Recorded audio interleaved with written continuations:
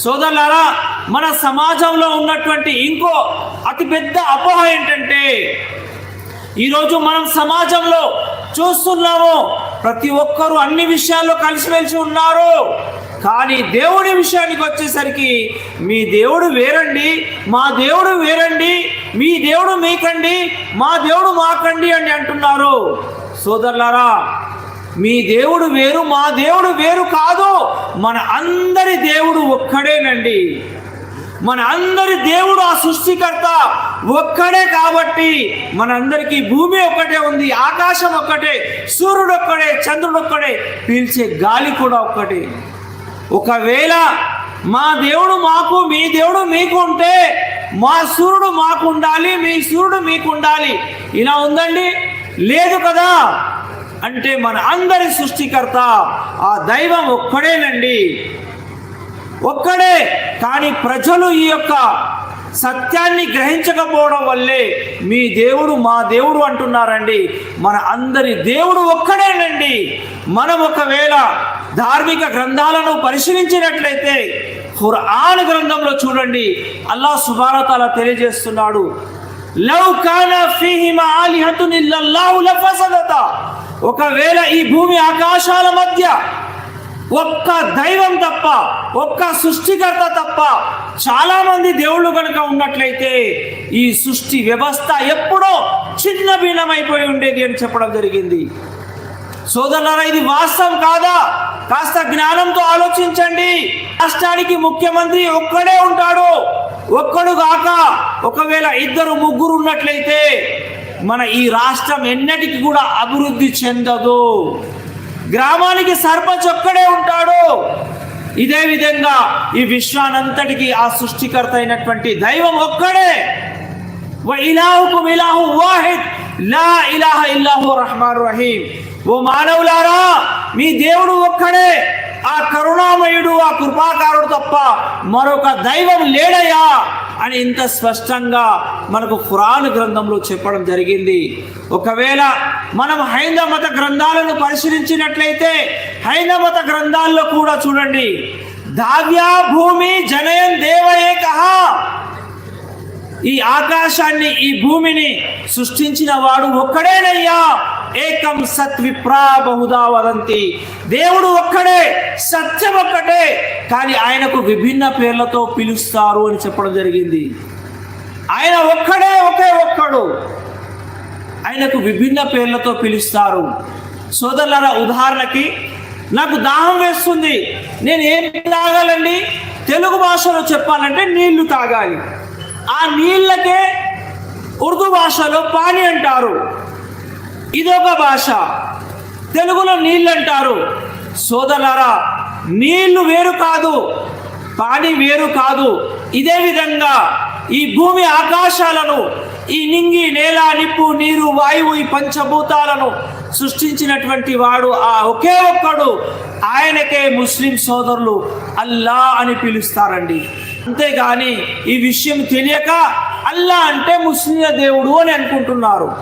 అల్లాహుల్లజీ ఖలఖకుం, అందరిని పుట్టించిన వాడు. రెండు కాళ్ళ జీవులను, నాలుగు కాళ్ళ జంతువులను, పొట్టతో పాకే వాటిని, నీటిలో ఈదే వాటిని, గాలిలో ఎగిరే వాటిని, ఈ అండపిండ బ్రహ్మాండాన్ని సృష్టించినటువంటి వాడిని అల్లా అని ముస్లింలు పిలుస్తారండి. ఆయన ఒకే ఒక్కడు.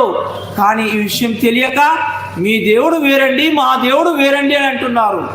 సోదరులారా, మన అందరి దేవుడు ఒక్కడే, దేవుడు ఒక్కడే అని ప్రతి ఒక్కరు అంటారు. చదువు రానటువంటి వ్యక్తిని అడిగినా, నాయనా ఈ హిందువులను, ముస్లింలను, క్రైస్తవులను వీళ్ళందరినీ పుట్టించినటువంటి దేవుడు ఒక్కడేనా, లేక ఎవరి దేవుడు వారికి ఉన్నాడా అంటే అందరూ టక్కున చెప్పేటటువంటి విషయం ఏంటంటే అందరి దేవుడు ఒక్కడేనండి అంటారు. ఒక్కడే అనేది ఇది కేవలం ఒక నోటి మాటగానే ఉండిపోయింది.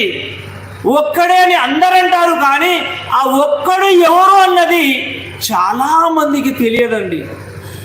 ఈరోజు మనిషి శాస్త్ర సాంకేతిక రంగాలలో ఎంతైతే ముందుకెళ్ళాడో ఆధ్యాత్మిక విషయంలో, ధర్మం విషయంలో అంతే వెనుకబడి ఉన్నాడండి.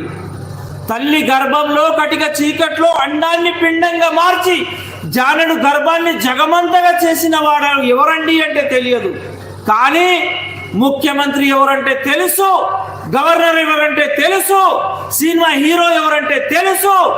కానీ ఈ అండపిండ బ్రహ్మాండాన్ని అణువు నుండి బ్రహ్మాండం వరకు సృష్టించి నడుపుతున్నటువంటి వాడు ఎవరయ్యా అంటే తెలియదు. ఆయన ఎవరు, ఆయన లక్షణాలు ఎలా ఉంటాయి అంటే అల్లాహ్ సుబ్హానహు వ తఆలా ఖురాన్లో చాలా స్పష్టంగా తెలియజేశాడండి.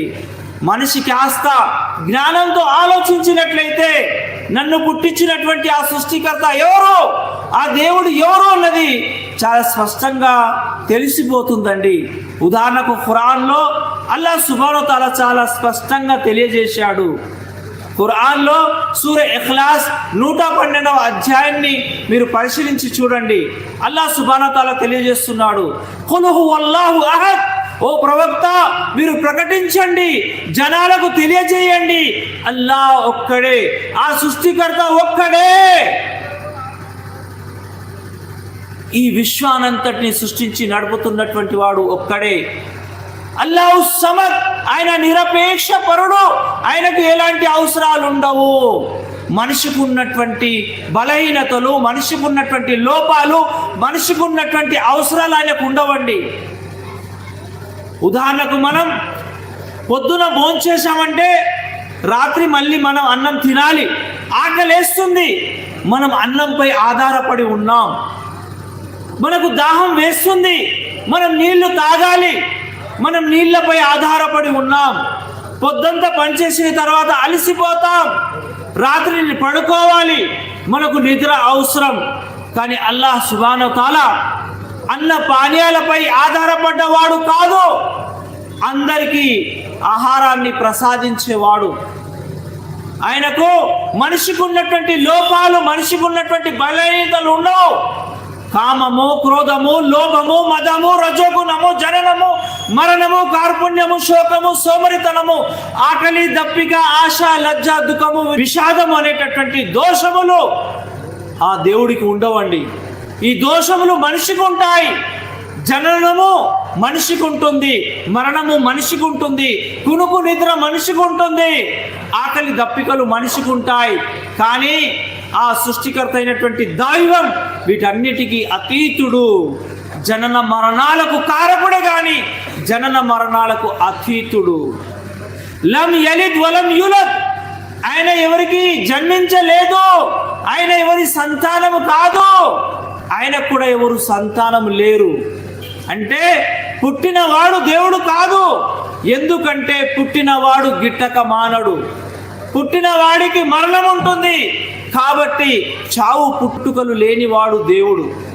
దీని గురించి మనం హైందవ మత గ్రంథాలను పరిశీలించినట్లయితే భగవద్గీతలో చూడండి చాలా స్పష్టంగా చెప్పడం జరిగింది.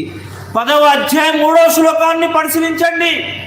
యో మామా జమానాదిం చ వ్యక్తి లోక మహేశ్వరం అసమూఢ సమర్థేషు సర్వ పాపై ప్రముచ్యతే. ఎవరైతే నన్ను యథార్థముగా పుట్టుక లేనివానిగా సమస్త లోకాలను సృష్టించిన వాడిగా నమ్ముతున్నారో సర్వ పాపై ప్రముచ్యతే, ఇలాంటి వారి యొక్క పాపాలన్నింటినీ క్షమిస్తాను అని చెప్పడం జరిగింది. దేవుడు అంటే ఎవరు? అందరినీ పుట్టించేవాడు. దేవుడు అంటే ఎవరు? ఈ అండపిండ బ్రహ్మాండాన్ని సృష్టించిన వాడు అని మనం నమ్మినట్లయితే మన పాపాలన్నీ క్షమించబడతాయి అని ఇంత స్పష్టంగా భగవద్గీత గ్రంథంలో చెప్పడం జరిగింది. కానీ ఈరోజు ప్రజలు ధార్మిక గ్రంథాలను పక్కన పెట్టి బాబాలు చెప్పినట్టుగా, పెద్దలు చెప్పినట్టుగా ఆచరిస్తున్నారు. ఈరోజు మనం మన సమాజంలో చూస్తున్నాం, న్యూస్ పేపర్ చదవడానికి టైం ఉంది, ఫోన్ చూడడానికి టైం ఉంది, టీవీ చూడడానికి టైం ఉంది, కానీ గ్రంథాల పారాయణం చేయడానికి టైం లేదు. చదవకపోవడం వల్లే ఈరోజు మన సమాజంలో ఇన్ని అపోహలు మనలో ఉన్నాయండి.